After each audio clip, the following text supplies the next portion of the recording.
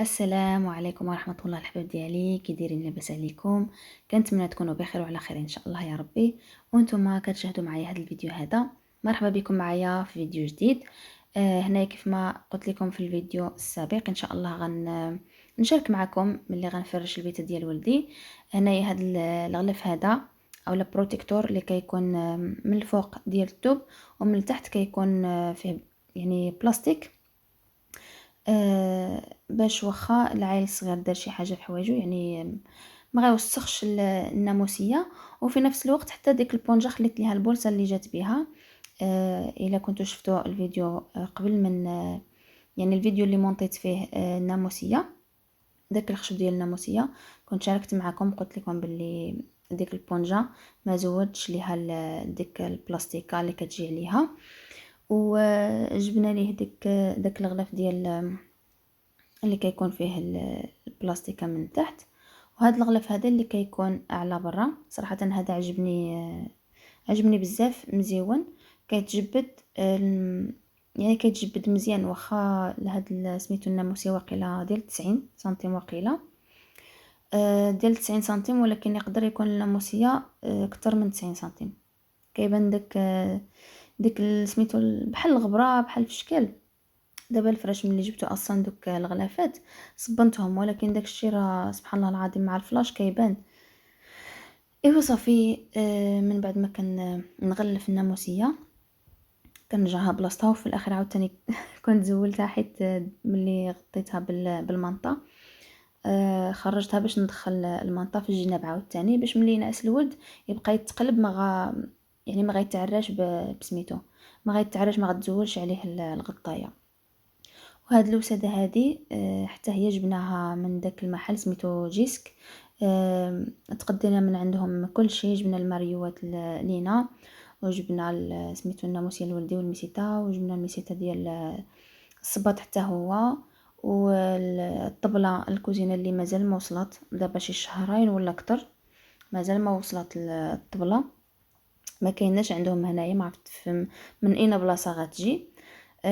قلت لكم هذه المخده هذه مزيونه رطيبه ورقيقه على حسب الدراري الصغار. انا عجبتني بالنسبه حتى زعما الناس الكبار، مزيونه بزاف. غير هو كتجي شويه عريضه. انا قلت للزوج ديالي ان شاء الله ملي غنشريو الوسايد نشريو من عندهم ونشوف الانواع ديال الوسايد اللي عندهم ان شاء الله الا كتاب، حيت حتى انا عندي غير الوسايد اللي كانوا عندي من شحال هادي، غير كان يعني كنقضيو ونعدي فيهم حتى يكتب ان شاء الله. صافي هاد المنطقه هذه سبقتها لي حيت كتكون سخونه، وهاد الكولتشه الفوقانيه راكم عارفين يعني ملي كتدخلوا فيها كتكون في الاول بارده بحال الصابانه. وقلت غنسبق لي هذيك المنطقه باش واخا يدخل فيها تكون سخونه، عاد ندير هذه من الفوق باش تسخنوا. صافي داكشي اللي كاين. وبالنسبه لبيت النعاس من بعد ما فرشته، صراحه ما نعستوش فيه من النهار الاول، شي يومين ولا 3 ايام عاد نعستو فيه، حتى جبنا ليه داك باليو ولا ما نعرف كي سميتو اللي كيكون في الجنب ديال الناموسيه، واخا يتقلب العايل ما غيطيحش. صراحه داك الفيديو ما عرفت فين رميته، حيت سجلت معكم اللي كنت ركبته، يعني داكشي ما درتوش في نهار واحد، اصلا هنايا ما كناش جبناه مازال. كيف ما قلت لكم ركبته واقيلا في نهار السبت. وجدت ليه بيت النعاس فرشته في نهار السبت، وداك الباليو ولا ما نعرف سميتو جبناه نهار الاثنين واقيلا. صافي من بعد ما فرشت الناموسيه هنايا كنحاول نحط ليه داكشي اللي كيبغي، المونيكات ديالو وداكشي. وديك السياره درتها ليه تما، ولكن من بعد زولتها. الا كتب ان شاء الله درت ليه شي طاجيره في الحيط يعني نحط لها ليه تما الفوق حيت غيهرسها. زولتها من بعد درتها ليه في الماريو، راكم عارفين الدراري الصغار. صافي هاد المونيكات هادو كنخليهم ليه في البيت، ما كيعجبو الحال كينعسوا معاه. ملي كيدير الصلابه ولا شي حاجه كنزولهم ليه باش يتربى. المهم راكم عارفين الدراري الصغار داكشي اللي كيعجبهم. صافي هاد المجر هذا عملت ليه فيه سميتو لي كوش اللي كنبدل ليه. هاد الطويطه هذه كنت خليتها ليه تما، ولكن من بعد قررت انني نزولها من تما حيت عارفه غيلعب فيها كامله. طويطه يعني ماشي كنبدل ليه وكنمسح ليه بالطويطه، كان الا احتاجيت نمسح ليه وجهه ولا يديه ولا شي حاجه صافي. بالنسبه للشيء الاخر يعني كنديه الحمام كنوضي ليه تمايا. صافي هنايا دزت لهاد البلاستيك هذا اللي كنت جبته على حساب السرجم. يعني كتزيدوا فيه وكتنقصوا فيه. كيجيو معاه المسامر الا بغيتو تقبوا السرجم. انايا صراحه ما بغيتش نتقب السرجم، من بعد ملي غنجي نحيدو غيبقى متقوب، قلت غير نلصقو بهذا اللي ساقو صافي. ولكن صراحه ما فيهش يعني الامان 100%، حيت يمكن على حسب السراجم ماشي كاع بحال بحال. في الاخير تحيد مع، يعني كيجي لاصق مع الاخر، وملي كنسد السرجم اليوم غدا اليوم غدا تحيد هذاك اللي ساق. ولكن قلت للزوج ديالي من بعد غنديرو كيجي واحد الكادر بحال الكادر ديال السرجم اللي كيمشي وكيجي، ولكن هو ديال الشبكه. ما عرفتش شحال قال لي الزوج ديالي شحال كيدير. قلت ليه غنديروه دابا لولدي غير في الغرفه ديالو، ومن بعد ان شاء الله ملي غيجي الصيف نديروه في الغرفه ديالنا. يعني كل مره نديرو واحد السرجم حيت غاليين. صافي قلت ليه دابا يعني حاليا غنسبقو من البيت ديال ولدي ان شاء الله. حيت ملي تزول هذاك اللي ساق يعني ما فيهش الامان 100%.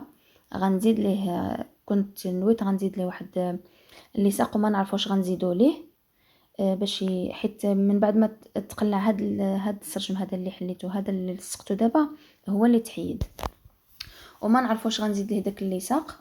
نلصقو على ما يجي الزوج ديالي هذاك بحال السرجم، ولكن هو ديال الشبكه، يعني مزيان على حساب الحشرات وداك الشيء، وفي نفس الوقت فيه الامان على حساب ولدي، ما يرميش من تمايا شي حاجه.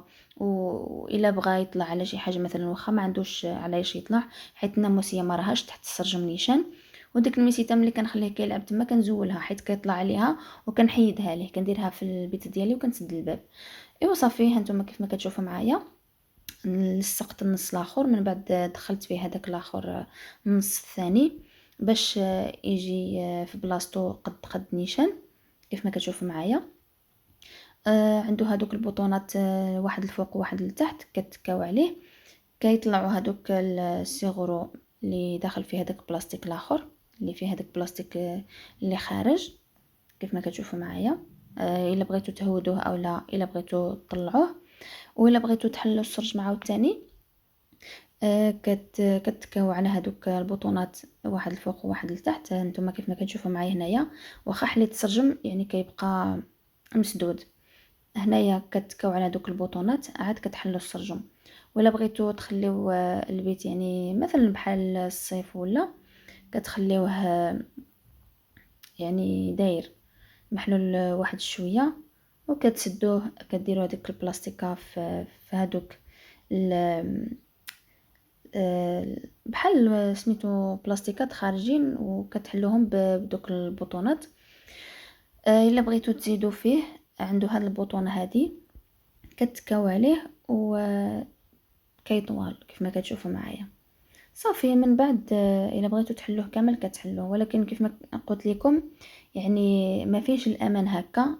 اللي بغى يتقب السرجم يتقبو، كيجيو معاه المسامر حسن. كيف ما قلت لكم حنايا انا صراحه ما بغيتش نتقب السرجم، حيت عارفه بلي غنزولو وغيبقى مشوه. داكشي علاش قلت لكم غير لصقتو. ولكن ولدي راني حاضيه يعني ماشي كنغفل عليه ولا كنكون لاهيه. المهم الاغلبيه كيكون معايا في الكوزينه صراحه، كنجلسو على الكرسي ديالو وكيبقى معايا في البيت، وملي كنخليه في البيت كيلعب كنسد السرجم وما عنده علياش يطلع. فهمتوني؟ الناموسيه بعيده ما غيقدرش يجرها، وديك الميسيته كنزولها كنعملها في البيت ديالي. والله يحفظهم ان شاء الله، يحفظ وليداتنا ووليداتنا ديال المسلمين اجمعين ان شاء الله يا ربي.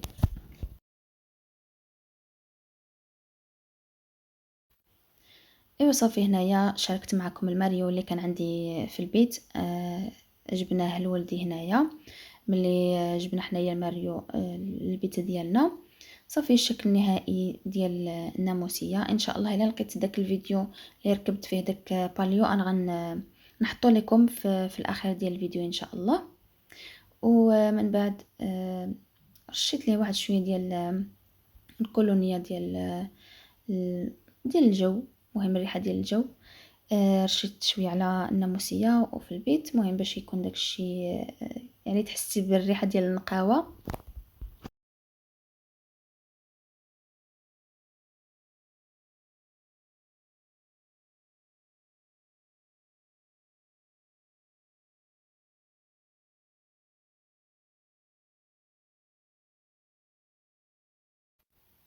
وهنايا دزت الماريو باش نعمرو بالحوايج ديال الوالدين ان شاء الله.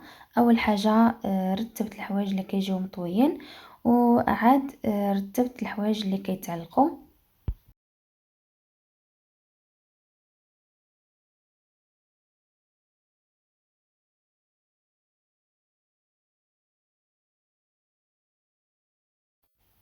كيف ما شفتوا معايا درت ليه تمايا المونويات وكميسيتات وتيشورتات، يعني كل حاجه بوحدها، والبوديات ديال داخل بلا يدين واللي باليدين. وهنايا هاد الشبكه هادي عملت ليه السراول ديال الخروج والليبات وتقاشير وسليبات وداكشي.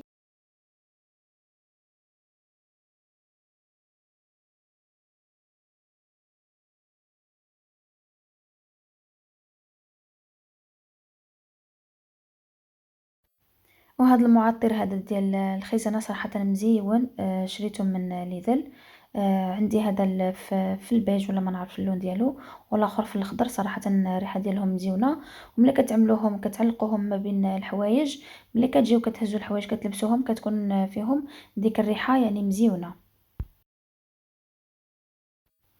وهذا هو الشكل النهائي ديال الغرفه ديال ولدي، واخا من بعد راني ريبتها كيف ما غتشوفوا في الاخير ديال الفيديو. وهذوك الحوايج اللي كنت جبت ليه من بريمارك، صراحه هذيك البيخامه بوحدها اللي عجبتني على حسب النعاس، كينعس فيها غليظه مزيونه.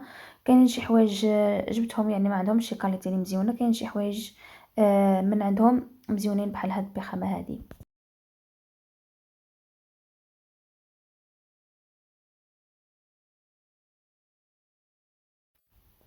وهنايا دزت باش نشارك معكم داك باليو لما نعرف شنو، راها مكتوبه تمايا ولكن ما كيبان ليش مزيان السميه ديالو.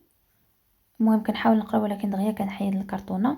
المهم يلا لقيتو، انا كنقلب عليه في البيسي لقيتو في البيسي. المقطع ديال الفيديو جوج ديال المقاطع. المهم شاركته معكم كيفاش ركبته. طلعت اول حاجه الناموسيه، وهذاك ديك الحديده كتجي فيها جوج ولاصقين ومطويين.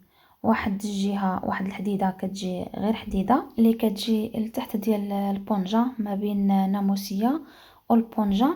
وواحد الجهه الاخرى كيكون فيها الشبكه اللي كيكون على الجنب ديال الناموسيه، باش ملي يتقلب يعني الولد ما غيطيحش من الناموسيه. وهنايا من بعد ما حطيتها يعني بعد شويه كنت كنشوف زعما فين نقدر نديرها، واش في الوسط ولا شويه الفوق.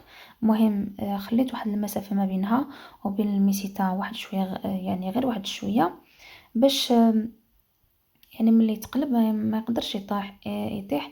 حيت الا طلعتها بزاف يقدر ملي يتقلب بالليل وما تعرفوا يهود الرجلين ويطيح. المهم درتها تقريبا في الوسط، يعني شويه الفوق، يعني ماشي في الوسط نيشان. صافي من بعد كنت كنحاول ندخل ليه ديك المنطه ما بين الناموسيه وديك الحديده. صراحه شويه كيضر في اليدين، ولكن المهم كنحاول ندخل المنطه غير بالمهل، غير بالعقل، باش هكا ما نجرحش يديا، حيت كيجي مزير مع الحديد وداك الشيء راكم عارفين. صافي هنايا كنت خليت ليه المخده قبل، خليتها في الماريو من بعد رجعتها بلاصتها. وهذا هو الشكل النهائي ديال الناموسيه من بعد ما درت ليه ديك الحديده. صراحه فيه الامان، يعني ما تخافوش على ولادكم يطيحوا من الناموسيه. وداك الشيء اللي كان الحباب ديالي في الاخير رجعت ليه عاوتاني المونيكات ديالو من جديد، ربيتهم ليه غير تما كانوا تما في الماريو، هو بقى كيهزهم ولا في الارض، كانوا في الارض على واحد البونجا، على واحد اللحاف تمايا. صافي هو كان كيهزهم وكيرجعهم بلاصتهم. صافي داكشي اللي كاين الحباب ديالي. كنتمنى يكون هذا الفيديو هذا عجبكم، وما تبخلوش عليا بلي لايك والبارطاج مع الاصدقاء والاحباب. نتلاقاو ان شاء الله في الفيديو الجاي. تهلاو في راسكم، السلام عليكم.